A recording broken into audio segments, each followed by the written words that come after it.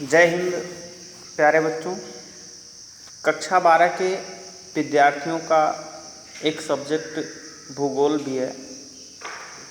भूगोल में पिछले वीडियो में हमने आपको चैप्टर 3 तक जो है पढ़ाया था मई महीने में। तो आशा करते हैं कि आप लोगों ने उन वीडियोज़ को देखा होगा और उसके बाद में आपको जो पढ़ाया गया होगा उस पर आपने गहनता से चिंतन मनन किया होगा। लेकिन छुट्टियों को दृष्टिगत रखते हुए हमने ये सोचा कि आप लोग जो है जितना कुछ किए होंगे, हो सकता है मैं भी कुछ उसका परसेंट मिस हुआ हो। इसी तथ्य को दृष्टिगत रखते हुए हम भूगोल का चैप्टर 1 जिसका नाम मानव भूगोल प्रकृति एवं विषय क्षेत्र है, उसको पुनः पढ़ाने चल रहे हैं। तो आप लोगों को कहना चाहेंगे कि जैसे किसी भी सब्जेक्ट को हम पढ़ते हैं तो उस सब्जेक्ट में कुछ अपने वर्ड विशेष होते हैं, उन वर्ड्स विशेष के बारे में हमको जानना चाहिए। तो सबसे पहले हम चैप्टर 1 मानव भूगोल प्रकृति एवं विषय क्षेत्र की कुछ महत्वपूर्ण शब्दावलियों को लेते हैं। जिससे पहला वर्ड हमारे इस चैप्टर में निकल के आता है पर्यावरण। पर्यावरण क्या है? अगर हम इस पर चर्चा करें तो हम पाएंगे कि समस्त भौतिक दशाओं के योग को, यानी कहने का आशय भौतिक और सांस्कृतिक तथा प्रभावकारी दशाओं के योग को हम लोग पर्यावरण कहते हैं। पर्यावरण आप एक बार फिर से समझ लीजिए, भौतिक सांस्कृतिक प्रभावकारी दशाओं के योग को हम पर्यावरण कहते हैं। पर्यावरण जो है दो शब्दों से मिलकर बना हुआ है, परिधन आवरण। परि का मतलब होता है चारों तरफ, आवरण मीन्स ढका हुआ, अर्थात कहने का मतलब हम अपने आसपास चारों तरफ जिन चीज़ों से घिरे हुए होते हैं वही हमारा पर्यावरण होता है। नेक्स्ट शब्दावली निकल कर आती है मानव भूगोल। नेक्स्ट वर्ड हमारा शब्दावली से निकल के आ रहा है मानव भूगोल। मानव भूगोल का मतलब होता है मानव और उसका पारस्परिक पर्यावरण से क्या संबंध है। क्योंकि प्रकृति ने हमको यहाँ पर पर्यावरण दिया है और प्रकृति ने पर्यावरण देने के पश्चात हमको यहाँ पर भेजा, तो हमें इस पर्यावरण से सामंजस्य स्थापित करते हुए अपने अस्तित्व को बचाना है। और इस अस्तित्व को बचाने के लिए हम अपने पर्यावरण से सामंजस्य स्थापित करने हेतु तो क्या क्या करते हैं, इसका अध्ययन हम लोग मानव भूगोल के अंतर्गत करते हैं। इसके बाद है नया दूसरा शब्द सरोकार। सरोकार मीन्स होता है संबंध। सरोकार मीन्स संबंध होता है, अर्थात कहने का मतलब मानव के और पर्यावरण के बीच में किस तरह का संबंध है। और इसके बाद में आता है द्वैतवाद। द्वैतवाद जैसा कि नाम से स्पष्ट है, द्वैतवाद। द्वैतवाद का मतलब दो सिद्धांत, जिसमें एक पर्यावरण है और एक मानव के रूप में घटक है।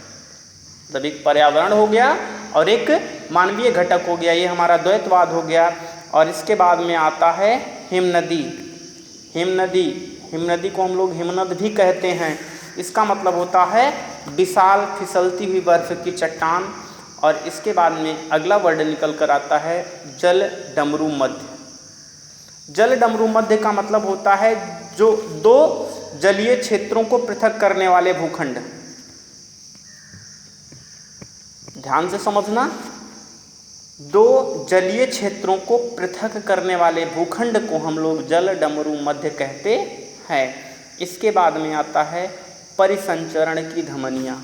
जैसे हमारे शरीर में बहुत सी रक्तशिराएँ और धमनियाँ हैं जो पूरे शरीर में ब्लड सर्कुलेशन को कंटिन्यू रखती हैं, वैसे ही इस प्राकृतिक पर्यावरण में मानव ने अपनी आवश्यकता को पूरा करने हेतु जो है जिन परिसंचरण धमनियों का निर्माण किया है वह हैं सड़कें, रेल पथ और वायु मार्ग।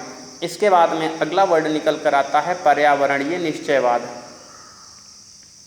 पर्यावरणीय निश्चयवाद। पर्यावरणीय निश्चयवाद का मतलब होता है प्रकृति शक्ति संपन्न होने के कारण सब कुछ निर्माण करती है।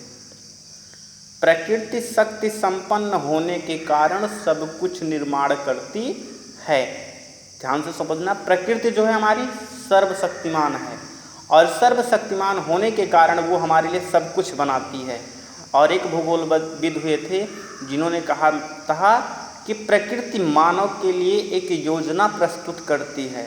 मानव उस योजना पर विचार करे अथवा ना करे, ये मानव के विवेक पर निर्भर करता है। तो प्रकृति हमको क्या दे रही है? अगर हम गौर करें तो हमें क्या देती है प्रकृति? प्रकृति हमको एक योजना देती है, चरणबद्ध तरीके से हमको संसाधन देती है। उन संसाधनों का विदोहन करके हम उनसे अपने जीवन यापन का साधन बनाते हैं या अपने अस्तित्व को सुरक्षित संरक्षित करने का साधन बनाते हैं अथवा नहीं बनाते हैं, हमारे विवेक पर निर्भर करता है। और अगला है मानव का प्राकृतिकरण। मानव का प्राकृतिकरण, आप इतिहास पढ़े होंगे, भूगोल पढ़े होंगे, प्राचीन काल से में बताया गया कि जैसे आज हमारा समाज है, शुरू में ऐसे हमारा समाज नहीं था। पहले मनुष्य जो है आदिम अवस्था में अपना जीवन व्यतीत करते थे, तो वह अपनी आवश्यकताओं की पूर्ति हेतु प्रकृति पर पूर्णतः प्राकृतिक तरीके से निर्भर होते थे। आज मानव ने कुछ अपना विवेक डेवलप किया, तो अपनी आवश्यकता को पूरा करने हैं तो अपने विवेकानुसार प्रकृति के ऊपर निर्भर है। और इसके बाद में प्रकृति का मानवीयकरण। प्रकृति का मानवीयकरण का मतलब पहले मनुष्य अपनी आवश्यकताओं को पूरा करने के लिए प्रकृति के ऊपर आश्रित था प्राकृतिक तौर पर, बट आज मनुष्य जो है अपनी आवश्यकता को पूरा करने हेतु प्रकृति को अपने अनुसार ढालने का प्रयास कर रहा है, जिसको हम प्रकृति का मानवीयकरण कहेंगे। और इसके बाद में संभववाद। संभववाद, संभववाद का मतलब पॉसिबिलिटी।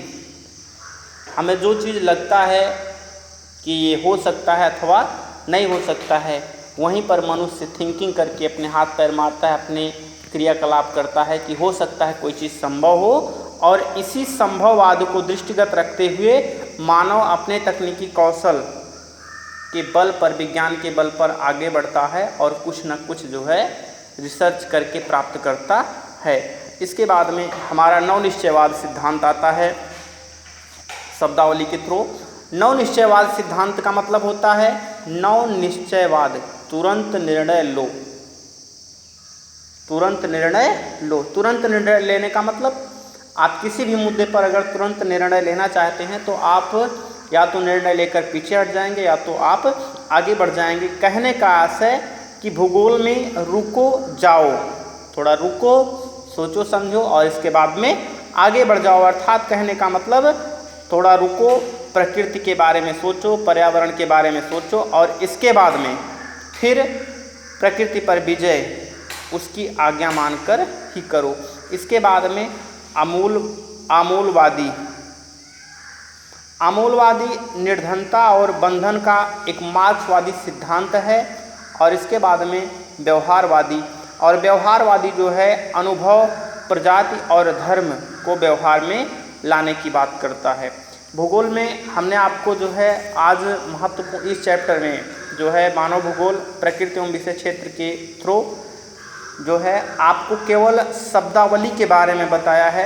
कल से आपका चैप्टर प्रॉपरली चलेगा। आप लोगों को ग्रुप के थ्रू भी वीडियो मिल सकती हैं और व्हाट्सएप ग्रुप के थ्रू वीडियो मिल सकती हैं, या आप जो है हमारी इन वीडियोज़ को यूट्यूब पर भी देख सकते हो। कल आपका बाकायदे नोट वाइज जो है क्लास संचालित किया जाएगा। तो आप लोगों से इतना ही मेरा अनुरोध है कि आप अपनी बुक, कॉपी सब व्यवस्थित कर लीजिए, क्योंकि आज के समय में इस कोविड-19 के प्रकोप को देखते हुए एक्चुअल क्लास चलाना संभव नहीं है और हमें वर्चुअल क्लासेस का सहारा लेना पड़ेगा।